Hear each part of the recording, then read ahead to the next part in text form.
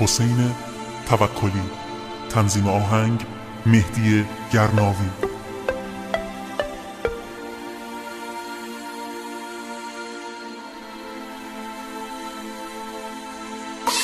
شب بی ستاره بودم، شب دوری از چشاته، شب بی ترانه موندم، شب دور از نفساته.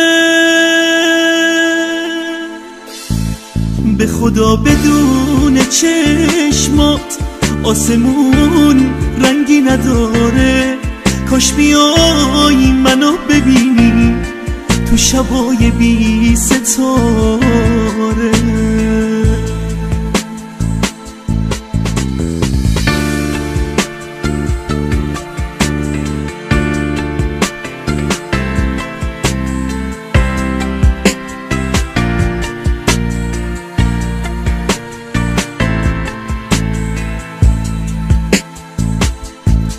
پرم از حس شکستن مثل شیشه های خونه، تو بیا ستاره ای باش تو شبای بی نشونه، بی نشونه، بی نشونه. لحظه لحظه دیدن تو واسه من یه انتظاره، انتظار تا کی غریبه وقتی دلا بیقراره، بیقراره، بیقراره.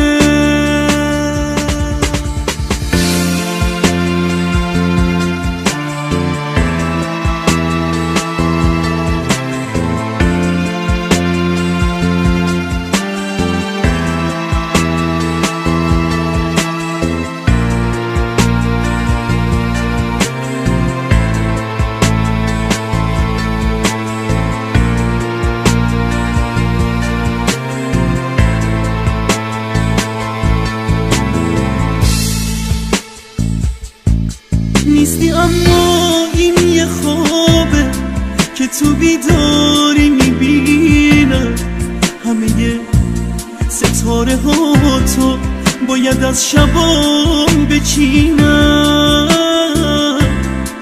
بچینم، بچینم.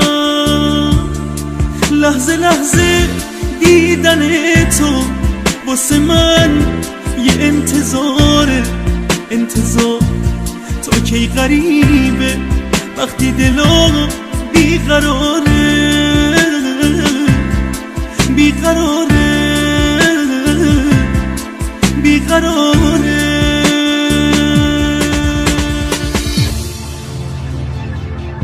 شب بی ستاره بودم، شب دوری از چشاته، شب بی ترانه موندم، شب دور از نفساته.